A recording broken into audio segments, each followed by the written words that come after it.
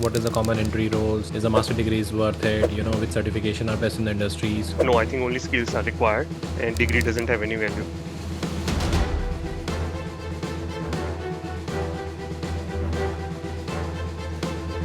So we still have those, things like if, if I go into cybersecurity, would I be a hacker or like a professional cybersecurity guy or ethical hacker? Is coding required or not?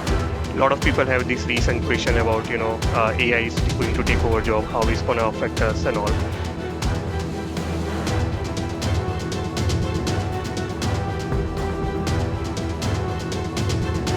That you should not always go for one mentor. Okay, Okay. you should go for multiple mentors. We know Apple, Microsoft, Google, Meta, Amazon, they are all biggest companies, top companies in the infotech world only. Say how to hack like we hack in the movies like Matrix and stuff. Hello, my name is Dr. Amy Page. I'm Director of Operations. I have applied all my last 10 years of job through LinkedIn only. What are the biggest dream companies that you want to work for? Preference was EY and Deloitte. So, what are the common entry level roles and titles in cybersecurity according to you? Hi guys, welcome to the session on Coffee with Prabh. And today we have a special guest, Chintan. We already did the one podcast. And it is a part of a continuation series. What we're doing here is, and in today podcast, we're going to discuss about something very special, which is not been covered on YouTube. By I have not seen much videos on that, where the videos talk about what is the common entry roles, is a master degree is worth it, which certification are best in the industries. So we are making, I think, correct me if I'm wrong, Chintan, we are making this podcast as a vendor neutral podcast. We are not going to promote any certification until and as we believe that it is important. So that is a beauty about this podcast. That's a good thing about this podcast, and I can proudly say on that. And whatever we're going to discuss strategy, it will be very practical approach, the way we have covered in the part one. Guys, it's not a see taking out the time in a weekend and sacrificing a family and giving back to society is not everyone cup of tea. And I contacted Chintan, okay, can we do the continuation of session on weekend? And he said yes. I can imagine the guy, the person who stay outside of India, and he has a lot of responsibility, but still taking out activities from everything and giving back to the community is big thing. So thank you, Chintan. Thank you so much, bhai, for taking out the time for our students, our subscribers and family. And I'm sure this efforts, whatever we're doing, it definitely create a great returns for the people. Oh, thanks for having me back. It looks like all the offline brainstorming discussions we are talking about the topics and stuff. I feel like this is your podcast is going to be my home for the next 6 months. So I'm kind of mentally preparing myself. Thank you so much. But it's our podcast, and I'm sure it's not your, it's our Yeah. podcast, and we are here for the students and the aspiring people who see us as a role model, and they see how we are working, and I'm sure we able to justify that, and we able to give them best what they want in their life from cybersecurity perspective. So, Chandra, like we in a previous podcast we have discussed a lot of thing about how to present yourself and all that. ठीक है मतलब that's okay, we understood, that's really great. And now as a see I'm this is the question on behalf of every aspirant, okay. If I check one video, they say in you become crorepati by doing pen testing, you become lakpati, you become millionaire by doing bug bounty. So in this industry we have a two type of people, as I said, one who come by passion and one who come by someone else. So what are the common entry level roles and titles in cybersecurity according to you? Practicality, because you, I believe you started your career from bug bounty, then you basically moved into SOC, and now you're doing a balance of both. So you are the perfect person who can tell this better. And today let's finish it off this issue where we just Yeah. conclude what is best, because live example is you have a combination of both. And which one you Yeah, I like? mean, I started from OffSec, Yeah. so not only bug bounty, but as Mm. a student, you always Mm. get into bug bounty. And then slowly, when you come into the corporate, that's where you will explore the horizon of pen testing and the Mm. security consultant and assessment.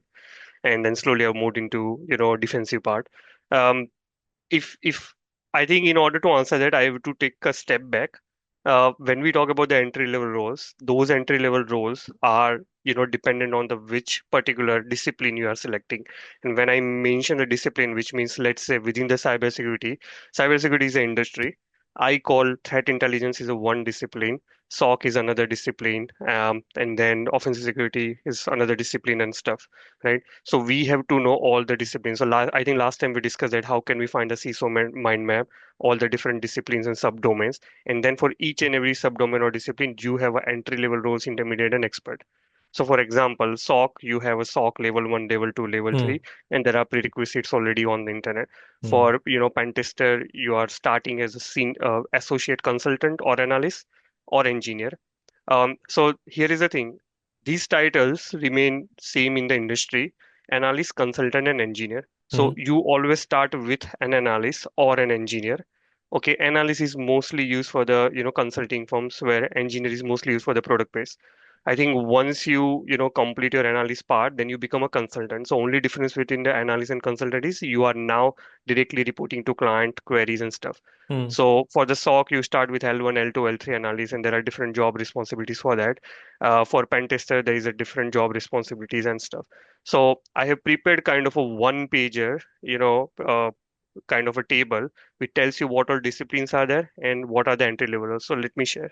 Sure. Okay, so what you see on the left is all the area of focus, or I can say discipline. So majorly, there are these many disciplines for which you'll find entry level roles. So cloud, SOC, privacy, DevSecOps, identity access management, and stuff. So not only I have given what are the entry level titles, also I have given intermediate and advanced and expert level titles. But I think title is one thing. Now your job role will depend on company to company, but I try to compile, what are the common job duties that you will do practically on a day basis if you're selecting this particular discipline and then starting as a GRC analyst, for example. Hmm. So I think I'll share a link of this, one pager, and then you'll find what are the different disciplines, what are the entry level roles, and then how you can progress from entry level to intermediate and advanced. Hmm. But again, we discussed in the yesterday session also about when it comes to cybersecurity, we have a governance, we have a architecture, we have a engineering, we have a offensive, we have a defense. We understood, and you have given a very good guidance about these are the activities and all that. But how I will decide? Okay, I will review this. Fine. But by Hmm. end of the day, he will ping me, or she will ping me, or he will ping you, or she will ping you. What is best for me? So, what should be the benchmark we should consider? They should not depend on someone else. Okay. Chindan, tell me frankly. Okay, tell me frankly. When you started as cybersecurity, okay, did you follow with multiple people? What should be my ideal career? Tell me frankly. No, because I wasn't even aware what is the process ठीक है. actually. How did you Yeah. started? In that case, how did you selected? Okay, you will go for OPSEC. Yeah, so basically my aim was to get the first job, anything and everything, but it has to be within the cybersecurity. So How you once decided cybersecurity? cybersecurity was something which I was doing anyway from my schooling. So I Hmm. started, having my Windows login bypass when I Hmm. forget my password and stuff. And there was a neighbor who had done the MCA. So they had some cybersecurity seminars in their college. So he Hmm. used to come and repair my laptop and stuff. And then that got me interested. So I started Exactly. cybersecurity. So Yeah, it is something your inner feeling which say right. this is something is fascinating me and that's why I'm going for cyber. So there's a benchmark is it is giving you happiness and you find it is something is very interesting and all that. Now, Mm, Chintan, tell me frankly, see, neither you have a time, neither I have a time, okay, to reply to all the messages. We right. maximum will reply, but we want to make them self-dependent. So what is your suggestion for that? What should be their self-dependent parameters? I don't want them to depend on anyone because I believe no Mm, one can decide anyone career. I'm right. I'm a strong follower of that. Okay. Right. So if you talk about like my career, so before like 10 years ago, these number of disciplines were not there. So there was hardly, a bug bounty pen testing, and within the Hmm. pen testing, only web, network, and mobile. Hmm. SOC has matured a lot in the last 7, 8 years, or even 10 years. But Hmm. uh, at that time, for entry level barriers were there, so there were not a lot of different opportunities. Right now, people are focusing more on the product based companies and stuff, and that's where the DevSecOps, threat intelligence, purple teaming, and all these things come into the picture. Hmm. So I understand that beginner wouldn't know about the discipline, so that's why I have created this one page template. So not only it tells you what are the different roles, but it tells you what are the prerequisite you may require in order to get into this. But even before that, I think if they have seen our last podcast, then they have to find those 10 question answers and decide, okay, I think I'm going for Exactly. these three fields. So first they have to decide the domains, and then they can come here and check the prerequisite and then start applying for the jobs. Excellent. And those who are watching this podcast right now, please check our part one podcast because this podcast is very well connected with the part one. And if you have not checked the part one, I don't think so you'll able to understand completely this podcast. So, Chintan, as you said, I believe those 10 questions, what you said, can be the good benchmark to decide. Okay, so the screen that you shared with us about having those parameters and all that, we can if anyone want to see that, is anyone can able to like, is it available anywhere in the any portal you going to update in your website? I'm going to update on my website, and probably Okay, will also share a link on this YouTube video definitely, when it comes up. definitely, definitely. So as you said earlier that okay, now we have decided okay we will based on those 10 questions we can decide we went for the offsec. Hmm. Now there is a lot of vibes around is it master degree is enough or do we need to go for master degree because I think master degree at least costs $10,000 easily. Hmm. It's not a small thing. So my mom and dad doesn't support that finance for me. By hook and crook, I was able to complete the graduation, and now I'm a bit insecure that okay, Chintan did masters. If I do master, then only I'll get a job. So let me. I want to clarify this myth that is a master degree worth it, or is it really required if you are a fresher? Right. So I think there are, you talk about one myth, but there are also some other myths that, okay, once you finish your bachelor's, you should work in some industry for a couple of years, 2 to 3 years, and then go for the master's. Some people would think that I think master is required, otherwise you won't get a job. And some people believe that no, I think only skills are required and degree doesn't have any value. Mm. So I think there are lots of myths and realities for this one. I have done my master's degree, but that was not based on any sort of benchmark. It completely depends on your personal preference, your financial situation, and your time management. And passion So, also. yeah, passion also. So, I wanted to have one degree in cybersecurity because Mm. I only studied the computer science in my bachelor's. Mm. And then I thought, okay, when I started doing a research about, I think I decided that I want to do masters from UK. Yes, Mm. there are now so many good universities and so many good courses in India at this point of time. Earlier, it was not there when I did like in 2013. So that's why I came here. Mm. Now, there are also different stuff about doing masters if you're doing it from India or from somewhere else. It depends on the country. It depends on the professors who are going to, design your course and stuff. So, for example, let's say uh, I I think I'm not sure whether this has changed or not, but a lot of courses are being, designed by government or semi-government organization in India, Mm. right? And if I think they are constantly changing it, but it has to come through approval and stuff, so it takes a little bit of time. Now, when I was doing my master's in 2013, if something new comes in the market, a professor has a full authority to put that into the next week's course curriculum. So we were always studying some latest stuff over there.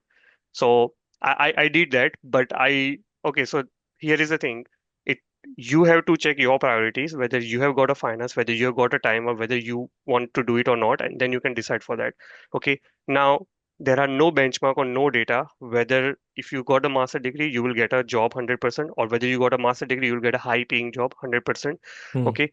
I believe that I think only thing that I would suggest is when you go for the bachelor's sudden and then after that completely go for the master's. And if you're planning for the PhD, go for that.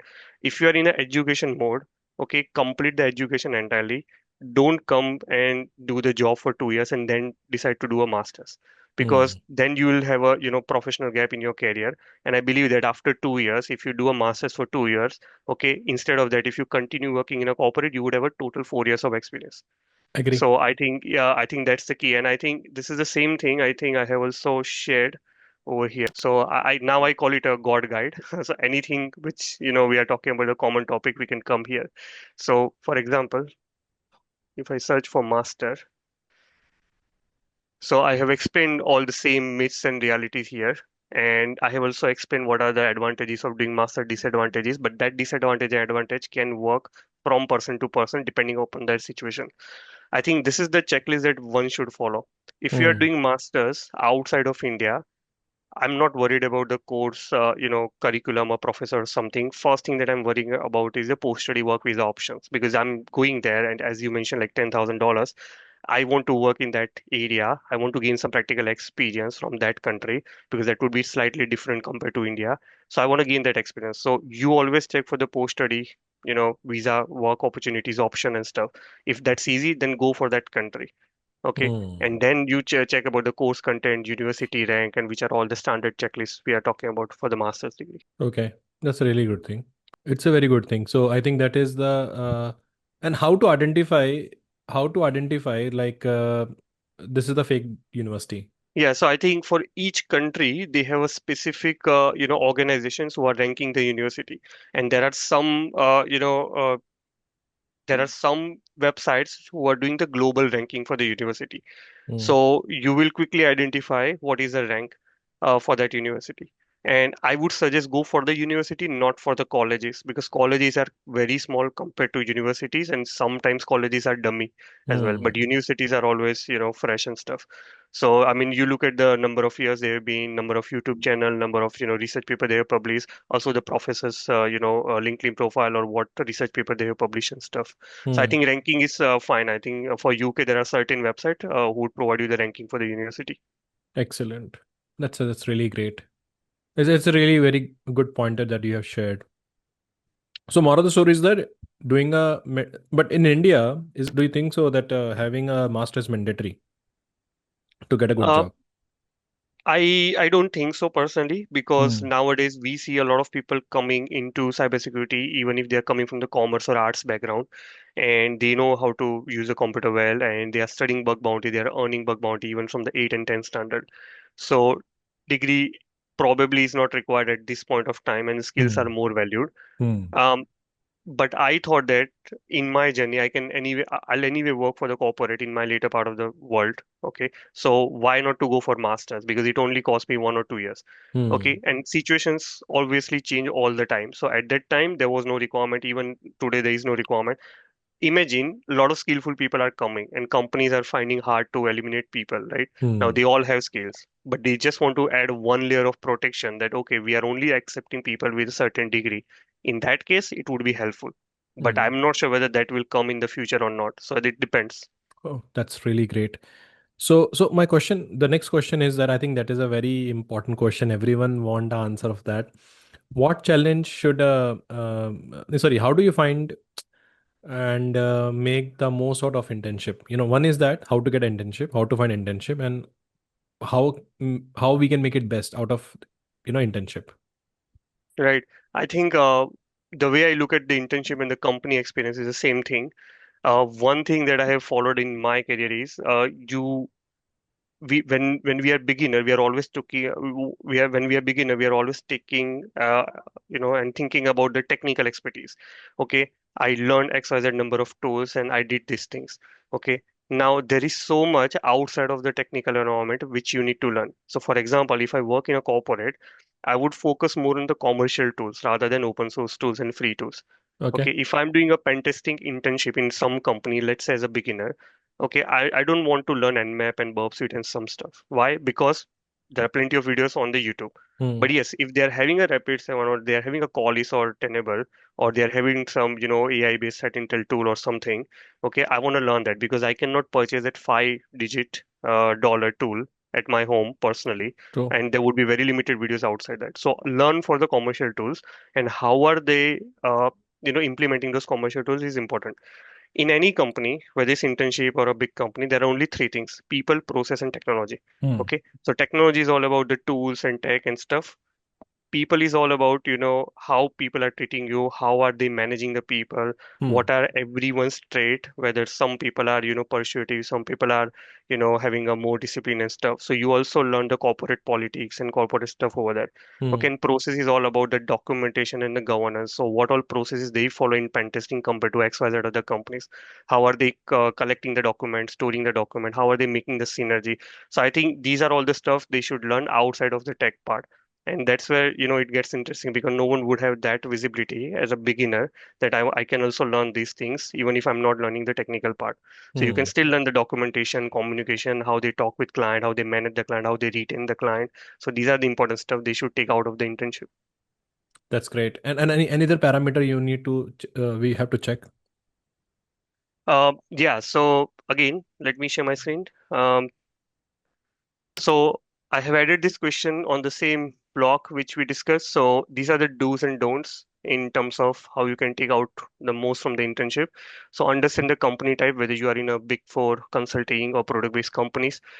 You ask about your job responsibilities and stuff. Hmm. Okay, now here I want to make one point. I have seen this a common practice. People Hmm. go for the internship. Hmm. Many companies are startups, Hmm. so they just make them learn from their recorded videos, right? Hmm. And that internship does not have a fixed term of length, whether it's a 6 months or 8 months. So they just keep the new students keep learning, and after some time they will say that when person is asking for a job, they say, oh, currently we don't have a requirement, right? Now I would suggest that you discuss all this stuff right in the beginning and ask them what is your internship period, and I would really want them to set some goals. Now, goals are something once they start the corporate life, they will come to know what is goal. But as a beginner and as an intern, you would not know what are the goals, how companies are setting the corporate goals. True. So I have created some sort of template like this. So mainly there are so many methods for goal setting, but I would follow basically two methods. So one is a SMART goal, another is a KISS goal. KISS, Sorry. it's a KISS goal, so keep it simple, stupid. Acha, acha, acha, acha. Okay, Okay. and another one is a OKR. But personally, I feel like SMART and OKR goals are, more relevant. Hmm. So imagine I'm intern, I'm coming to your company. One of my mentors mentioned me about all the bad practices happening in the industry and stuff. So what I would make sure on my start date is, okay, I'm going to learn these things. Okay, your internship period is 6 months. So what you want me to deliver after the 6 months that makes me eligible to get a job in your company. So Okay. this is how I would set the goals. Now, Hmm. your company may or may not follow the goal setting, but I have my template ready. I'll discuss with you and then I'll start putting things. So, for example, if you're an entry level security analyst or pen tester, you would set smart goals like this. So, smart means like specific, measurable, achievable, and relevant. So, your you will give me one of my smart goal. I have to lead or assess two or three pen tests, out Hmm. of which two are web, one is network, from testing to reporting, including retests and client readouts. Okay. Hmm. Now, this is my goal. How the goal has to be measurable. Now, you cannot give me something like learn about, pen testing, Hmm. because maybe I learned, but how will you measure I learned or not? You Hmm. can only ask me questions. Hmm. Okay, but it's the measurable is not about the verbal communication. So you will measure my output if I complete the three work paper fulfilled, that okay, I have done this pen test, I have carried Agree. out this test, and then I submit to you as a manager. Hmm. I'll write a three reports and I'll submit to my manager. Hmm. I'll do all of these stuff within the timeline without extending the timeline. So these are the measurable. Hmm. Okay, so SMART, SM, and A for achievable. Hmm. Why this is achievable? Because you have given me sufficient video training, you have True. given me the tools access, pentest scope is already defined, and you have given me now I have to start my work. So this is achievable. Okay, why this is relevant? Because okay, if your company is all about the pen testing and consulting and you ask me to read something about the incident response, it's not relevant. Okay, now you have given me a task which is relevant. Once Hmm. I complete this, you give me a job, I'll be helping you to carry out the pen test for the client. So this is True. helping me, this is helping you. So this is why this is relevant. Okay, this is time bound because our, let's say, deadline is this. Okay, so up to here you set the goals, and then whatever I'm delivering on each date or after each week, I'm just having a one liner note. Hmm. Okay. Now, during this entire project management, by self or a manager is managing, if there are risks, then I have to log it. So, for example, you have given me the testing days like 7, okay, but client website was down for 2 days. So I'm logging a risk along with the date. Okay, but then we solved the risk because then we completed the test within the time frame. Let's say client has given us the credential access after 3 weeks. Okay, so it will anyway extend the timeline. So this is how you should use the goal setting template. So in internship, discuss this within the first week or first 2 weeks. Okay, so after 6 months, I can sit with you and tell that, okay, you asked me this, I have delivered this, can I get a job? Hmm. Same way, there is the OKR methodology. So I think the guide is same. It's just you use the different template for different stuff. So here you are talking about the objectives Hmm. and key results, Okay. OKR. But Okay. but one thing is that, okay, this is about audit and all that, but still, what should be the three important or two important pointers way by which you can get an opportunity to do internship? One is that you got internship. Hmm. One is that how to get an internship. I know Okay, so companies are there. I know I love that company, but how to get internship in that? yeah, so I think this is also something we discussed in the previous podcast. So we have to start doing the cold messages. Okay, LinkedIn. either on LinkedIn and stuff. Okay, you should have a conversation starter, and before Hmm. you start your conversation starter within You LinkedIn, just show me the uh, template. yeah, so Hmm. before that, you have to have your LinkedIn profile ready, your website is ready, your portfolio is ready and stuff. Okay, Hmm. obviously, internship opportunities would be there either on LinkedIn or their career website. Hmm. Hmm. Okay, and some companies don't even market that, but if it's all about the free internship, they are anyway, happy to take the interns and then Hmm. get them into the project. So let's say if your company is taking a lot of free interns and you don't even market, but if one of them is really quality enough, then you are happy to give them a job because they'll be anyway helping you. True. So I True. think I think that is the main thing. But I think the reason I talked about the goal setting is I have seen this a lot of bad practices nowadays that people go into internship 8 months and then whenever they talk about the job, the managers or CEO come and they say, I think you haven't completed this, but they never ask them to complete these things in the first place. So if Hmm. you have a set goals and you are delivering that, then you are not giving them a room to go above and beyond. Hmm. That's a good point. And I think those who are watching this podcast, please make sure whenever you join any internship programs and all that, be clear about things. Also, um, uh, when you're talking about requirement of you said about okay, Prab, like you should do this, you set the expectation, you basically go by the logics and all that. I do understand, but again, back to the same is that do you have any parameter you can consider when you're shortlisting the company for? I know in the previous podcast we have discussed, Hmm. but I'm a person who have no idea about what is ABC company. Okay, and nowadays recently what happened? There is a one state who offer a internship training. I don't want to take the name. I don't know whether you know that, but I don't want to take the name. And I have seen they took the training and they mentioned as a they did the internship. The reason why I want to set this clear in this podcast, like, can the company count that as an internship? Okay, so what was Like the in specific? Like like I'm they were taking into okay, yeah. let's take example. I work for the InfoSec train. Hmm. InfoSec train has published on the website. Okay, we will providing an internship program. Chintan has joined where we're teaching them what is ethical hacking and pen testing and all that, and they call this as an internship program. So Right. can we say like that? Okay, so internship is also related to the same like a job. Okay, so when the job comes out to the market, it would have a job description. Hmm. Okay, when internship comes out to the market, you would also write a job description, what someone would be doing on a day-to-day basis. Hmm. Only difference is like a 70-30. So in a job, you are doing 70%, learning 30%. In internship, you are doing learning 70%, doing 30%. Okay, because you are a fresher. Hmm. So you have to read like what are the job descriptions in the internship. Hmm. When you that is first part. Okay, it's all about the only making you learn from the course. Hmm. Okay, okay, also don't assume stuff by just looking at it. Okay, you read it and you find it kind of a amber flag. Hmm. Okay, now anyway you are not getting directly hired, right? So you go on a first call and you talk about the internship, you ask them these questions: what would be my day-to-day job description and all. Hmm. Then even they tell you we're going to put you on a client, and then that's going to be a 50% learning, 50% client projects and stuff. Hmm. Okay, then even you can join the internship. This is still Okay. fine as Okay. far as you are not paying something from your pocket for making them learn on the internship. That is still fine. The moment you are taking a single penny out of your pocket, which means it's a training company, they are providing training, and that's not an internship. Okay. So that's another link. So training, what we're doing is not an internship, right? Yeah, so Yeah. okay, yeah. So training has two parts. So one is the free teaching and Hmm. another is course selling. Okay, I know there are many companies in the market who are selling the course on the name Hmm. of internship. Hmm. Okay, they would also market नहीं that नहीं we will place you. Chintan, इसलिए I just want to clarify one thing is that we are not charging from any student. Let's say Hmm, example, we are not charging anything from student. We're providing them training. hmm. Branding name is internship, but we providing them training. It's not about the money. It's all about the time.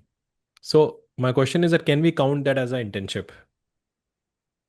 If they are providing you a certificate, that is fine, but it depends how the next company is going to review that certification. Okay, so for example, if I get an internship, I don't want to name the company, but if there are any training institute, I'm getting a certificate of internship. But if I'm submitting them to one of the big four, okay, Hmm. and they're gonna Hmm. come and they say, oh, we're not gonna consider that. Some companies Hmm. may consider. Okay. Huh. Okay, So it varies. another another question is, if you are providing a training, you are not charging any money. At the same Hmm. time, you're not putting that person on a client project. Why Hmm. are you spending your time and effort on that person? Right? So there has to be something, and we are not able to find a something. So either that has to be something either for you or for them. That's where we'll find the amber or green flag. Understood. Understood. And that's the reason, see, it's not about the money, it's all about the time you're spending, right? That also matters. So, what do you think? What are the challenge should beginners expect in cybersecurity? They should be mentally prepared for that when Uh, they get into the cyber or they're planning to start in cyber. So, what do you think? What is the challenge they face? so I think the first one is a communication fear. Hmm. Um, And communication fear has multiple parts. So one is Hmm. how to approach people, Hmm. what to tell, what not to tell, Hmm. and another one is writing a professional email and professional messages and stuff. Hmm. To be honest, when I started my career, no one taught me that. I Hmm. made a lot of silly mistakes on Twitter if I was not getting a call from companies for the job which I applied. So yeah, I mean these are some of the common factors on the communication. I have compiled a list for that, so let me also share that. Hmm. So again, go to the master guide and then you'll find something called, this is the one. So we have communication fear because we don't understand how to communicate to the new people or in the market, and probably the way we are talking Hmm. in the UK region, it may not work same as in US or some other parts of the world and stuff. Okay, so we also go by the unprofessional communication. Sometimes we are using a different font and different stuff or different language and stuff. Nowadays that has reduced a little bit low because people are using AI, which is also fine because you are making your efforts in order to have a better communication and stuff. And then Hmm. we have a lack of patience because we are applying. We don't know. I mean, so for two example, we are applying for the job and we are not getting an instant response. Now you wouldn't know how many resumes and how many applications one HR would be tackling on a weekly or a monthly basis. At the same time, if you have submitted a bug through the bug bounty, you are expecting a quick result within the 1 week. Hmm. Okay, yes, they might have SLS to respond to you within the 1 week, but they are getting so many reports from the entire world. So they still, and always the AppSec or the VM team is always small, like 8 or 9 people and stuff. So it takes time, so you have to have a patience. So okay, now there is a guide. So these are all the challenges and what all you should do. Okay, again, if you go for the challenges, don't understand how to communicate with the new people in the market and stuff, and the solution I given is watch videos for the professional communication and skill. Hmm. So if you Hmm. go on a YouTube and search for the professional communication, business communication, corporate communication, there are Hmm. plenty of videos and stuff. True. So first you understand the second and the third column, but at the same time I wanted to create some examples. Hmm. So I have created something called effective communication. So this is a kind of a cheat sheet which I would give people. So let's say you're starting a communication. Are you able to see that clearly? Yes, yes, yes. Can Okay. you zoom it a little bit? Yeah. Hmm. Okay. Can you see that? Yeah. Okay. Just a second.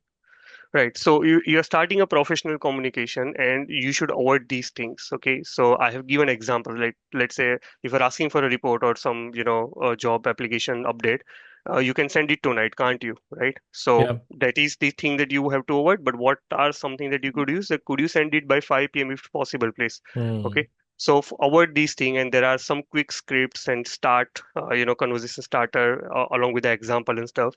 And if things go sideways, how you should tackle that. Now, within the communication, there are multiple things. So you are in a meeting or non-meeting, you are talking with someone, or let's say we are having a podcast. Let's say you are having a dispute with someone on LinkedIn through the comment section. Hmm. Okay, then how can you avoid that? So, like giving a feedback is also one task, one thing. How would you do the negotiation? How would you resolve the disputes? Okay, so I have given those practical tips here along with the examples. Okay. Okay, so I think this is the cheat sheet that every beginner should use in order to improve their written and verbal communication. That is, and it is there in the that updated one, right? This is already updated in the This uh, will be updated. The currently is my local, but we will get it updated on my okay. website. That's great because I believe that is also very important, and I really like that. Yeah. So, any other challenge you think that can be a issue that we need to consider? No, I think there are so many, but I think the most two and common are only the communication and the patience. Hmm. Okay, you got to keep applying this stuff until you get one. Okay, you have to imagine that there are billion people in the world, and there are more than three digits, more than digits of application, or whether it's an internship or job or anything. Okay, so you gotta have a patience and you keep applying the stuff. Hmm. That's really great. And continuation of this, in cybersecurity, we say security is a continuous process, right? So how do we stay updated with the cybersecurity trends? Oh, this is one of my favorite question, and I love it. Do Fun I need to spend fact. 7 days, 24 into 7? Am I missing something? Do I need to have a feeling of FOMO, fear of missing out, and all that? So yeah. Yeah, so FOMO will be there, but we have already covered that in the last part. What the two Hmm. types of demotivation, skill demotivation, and the experience. So I think that will cover the FOMO parts. If you Hmm. already started believing those two images, you are not having a FOMO.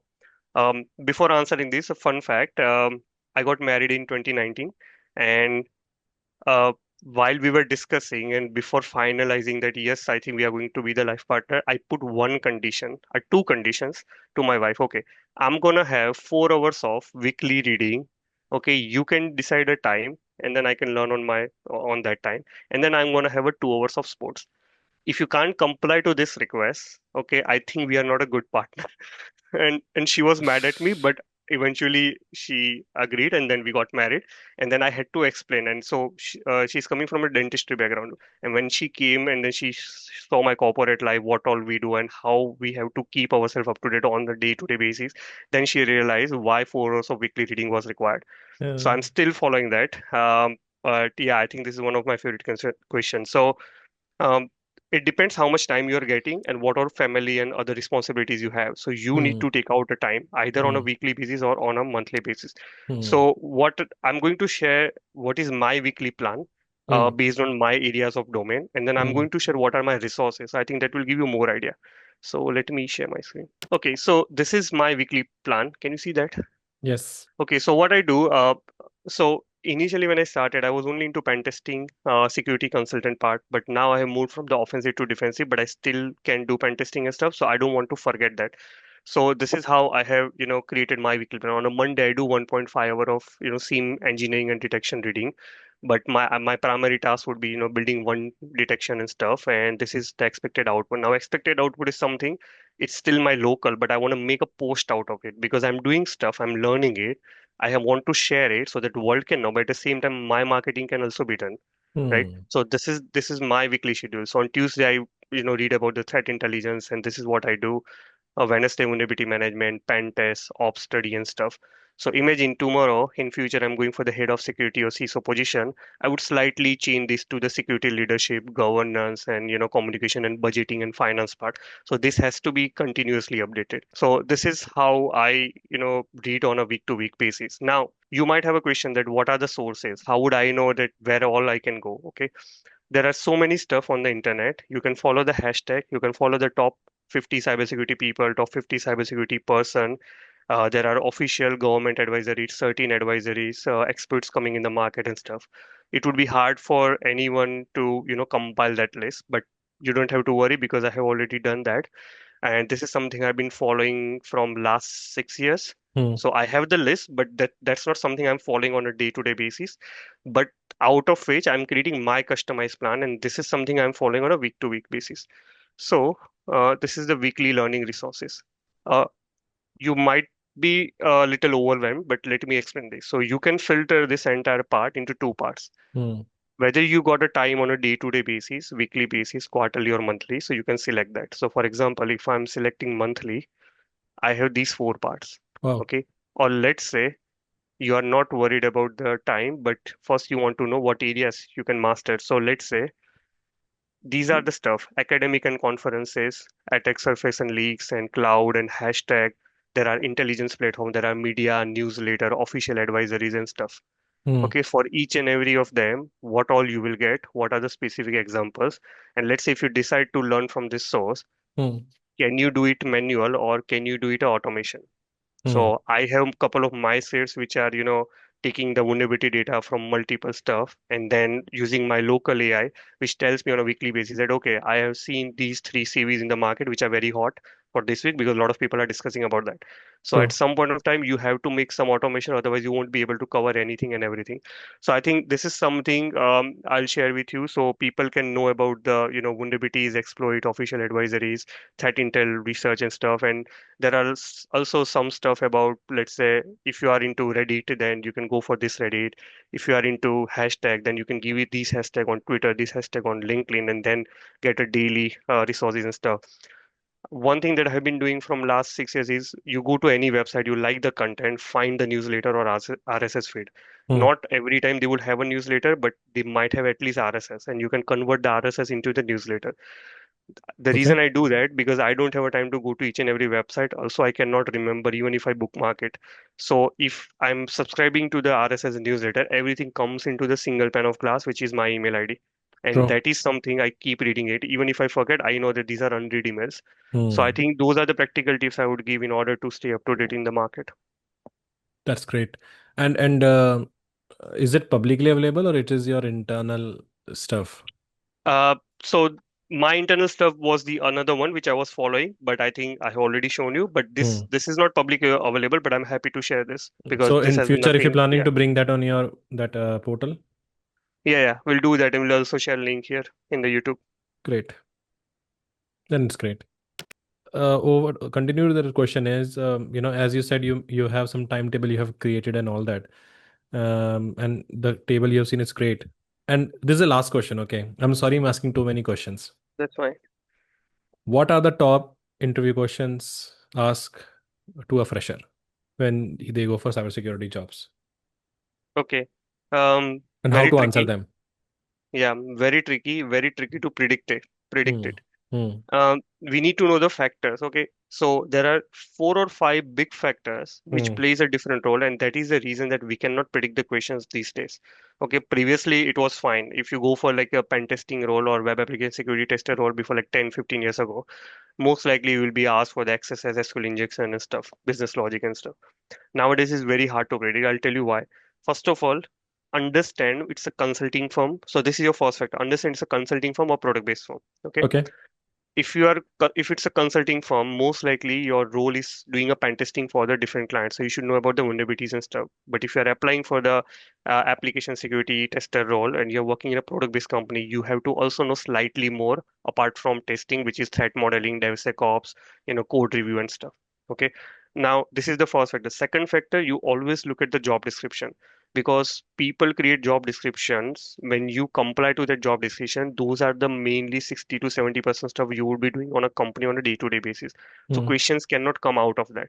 Okay, third thing is a resume, what you have added in your resume, but I think that is very dicey.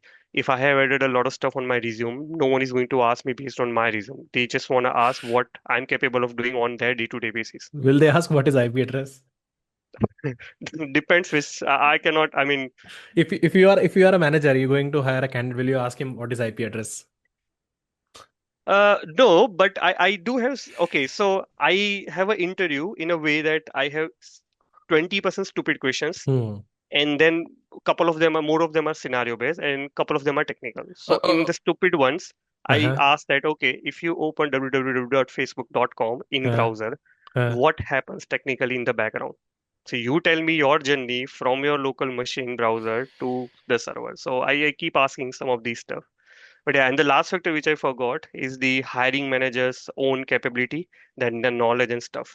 So because of these things, we cannot predict the question. But the best thing to do, take a job description, go to ChatGPT, ask it, okay, what are the technical questions I can be asked? What are the scenario-based questions I can be asked? And in every job description, there is a section for the minimum qualification or Hmm. minimum experience required. They would have mentioned the tools and capabilities.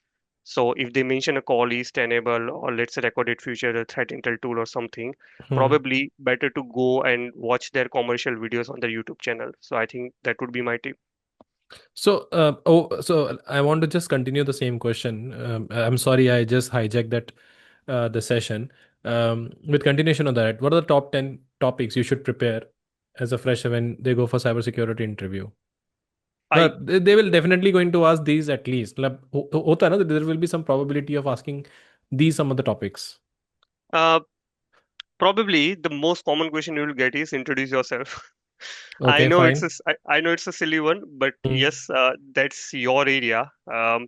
If I ask you the same question, I have already saw your resume. Okay, Hmm. so try to impress me in 2 3 seconds, or I mean, sorry, 1 or 2 minutes, in a way that is something outside of your resume. Okay. Okay, so a lot of people ask me the same question, and I tell them you might have already gone through my resume, but the one Hmm. thing that is not mentioned on my resume is I'm a professional solo paraglider pilot. Okay, Okay. so you try to, when they ask you this question, you try to convert it into a slight laughter. Okay, and then things will be more calm, and you'll be relaxed, and then you can start. But I Hmm. think the top common question is something like, okay, for a beginner, the common question would be introduce yourself. Have you researched about our company? Do you understand the job role? Are you Hmm. able to do this job role, or what are the specific experiences you have, which we can consider that you are able to do this job? So I Hmm. think these are the common questions. But after that, it all depends on the role. So I cannot give you top 10 questions because it can be incident response. So top 10 would be different. It is a threat intelligence. So top 10 would be different. So it will be always around revolving the job description. Okay. That's really nice. And what are the technical topics we should prepare? That if Uh, let's say let me ask in this way, because you have given your first job was offensive. So offensive security, what do you think according to 185? What are the questions they will ask? okay. So for offensive security, again, job description would matter. So when I say offensive security, okay, it has a multiple parts. So web application, network, Android and iOS application, mobile application, red teaming, physical testing. So all the top 10 would be different. But Hmm. if they are going for the, let's say, consulting from an offensive security tester, probably in consulting they would get any and every type of project. So the basic thing that they should prepare is OWASP top 10, web application, OWASP mobile top 10, Hmm. for the mobile application security, network security. They should know how to do the port scan, how to run the vulnerability scanner, how to take the manual POC and add that into the report, not just rely on the scanner output and stuff. And not only you should understand the vulnerabilities, but also when you look at the vulnerability and write up, okay, how can you convert that into very easy language so that you can explain it to the non-technical audience or non-technical people, when you are sitting in a group meeting where the managers are there or probably board is there. And best also the best thing, how can you summarize your report? So let's say I have a pen test report. There are 60 vulnerabilities. I'm sitting in a meeting where there are senior people and technical people both, and I got from my manager I got only 7 minutes or 8 minutes to explain. I cannot start explaining each and every 60 vulnerabilities. I have to summarize them and condense them into a very small part. So you should slowly, I mean, with the experience you will develop these things True. definitely. But for example, if I have to anyway share the topics, not the question, then I would again go back to this one. So you got the area of focus. These are the entry level requirements. So you learn about these topics, these documents, these frameworks for GRC, and then you should be able to do these stuff on a day-to-day basis. Okay, Okay. and the same thing for the architecture and also. I think you go for these entry level requirements, and your questions would be around that only. Okay. And it is you're going to, and have you updated these questions anywhere in the blog? I haven't for this podcast. I have created this, so I'm going to share that. Okay, that's great. And I'm sorry, there's one more question I want to ask, that this is happening on the SOC area. So what are the initial topic they should prepare when they go for the SOC? Right. So I think for the SOC level one analysis, I believe I'm just looking at this one. So they should know the fundamentals of operating system. Okay, so try to do a reverse image scenario. Okay, Hmm. SOC people will get alerts Hmm. for the hack for the incidents. Okay, Hmm. and then incidents or alerts have to be treated. Hmm. Now that incident can come on any area of tech. It can come on your website. It can come on mainly it can come on your website or server. Mainly it can come on your cloud, or mainly it can come on your operating system. True. Okay, host, whether it's a server or. So they should know the fundamental of network, fundamental of operating system. What are the common top 10 incident that can happen, whether it's a data breach or ransomware or phishing attack or credential access and stuff. Okay, and once you get the alert, I think because the level one analysts are not doing a lot of technical or deep decision making work, they are mostly understanding the alert, Hmm. deciding the severity and stuff. And each and every company would have their own playbooks. So they just have to have a critical thinking and just follow the playbook and make sure that you're not missing the alerts, you're not missing the SLS, and keep passing the alerts to the level 2, level 3 analysts. So I think they should know the TCP/IP and OS fundamentals, web fundamentals, networking fundamentals, and stuff. I think majority of them we have also studied in our education. True, true. That's really nice, Chintan. And I believe the next video which I'm making, it's part three, will be more interesting, which talk about hunting jobs and other stuff. And this series look very interesting. And this is always a struggle part for me to find a person who give real authentic advice from a job perspective. And thank you so much, Chintan. I'm glad that I at least got a lot of insight from this podcast, and then tomorrow if I'm going to counsel any fresher and all that, I will be in a better position to guide him. You will be surprised to know that just yesterday I made one Instagram video on how to find a first job, and I especially mentioned in that video I just recently did the podcast with Chintan, and this is his methodology which he found successful. So you don't know, but you give me a lot of task, so I'm No, making a lot of I content for haven't this. seen that. I might need to see that. Yeah, it's actually in the trial reel. Once it is going public, I will Yeah. share with you. So I mentioned, I did the podcast with Chintan and I found that very good, interesting case study of how to find a job on LinkedIn. So thanks to you, I got a lot of new points on which I can also create a content. And this is all for me. You are an instructor who guided me on how to get a jobs, and might be that information which is I'm going to convey to my people by my social media. It will be supported by you, and all thanks to Yeah. you. Thank you so much, Chintan. No, thanks for having me here. And I think I believe we did the part one and part two, Hmm. and there are a lot of practical tips which Exactly. showed you via screen Hmm. sharing. Hmm. Hmm. But it would be good idea to condense all of this practical tip into one video. So I think Definitely. at the end of this series, we're gonna make one video where Hmm. every practical tip will be, explained one by one, so Hmm. people can just go to that one video. But if they want a deeper explanation, they can see the part one and part two. Definitely, definitely. And those who are watching this particular podcast, do share your comments, do share your suggestion in the comment box, because until unless you don't share it, we can't get it. And until we don't get it, we cannot able to improve a podcast. And I'm going to hold Chintan for next 10 more videos, and I'm sure he will not deny for that. So let's best use out of it, because It depends. See, when you get more questions in your, for your Q&A and last video, I think uh, we'll have to keep on continue. exactly. And do let us know how it creating an impact in your life. This podcast, is it really worth? Is it creating any value for you? Do let us know, because we're really putting a lot of hard work on this, especially Chintan, who taking all the time for this particular session. Thanks Yeah, and please. thanks, thank you, Chandra bhai. No worries. And yes, you mentioned it right. The feedback is very important, even for me, so that I can decide I can continue in cybersecurity or start doing dishwashing. And we are seeing soon YouTube channel from Chintan. Uh, you made it Uh, live. now it's a ego issue.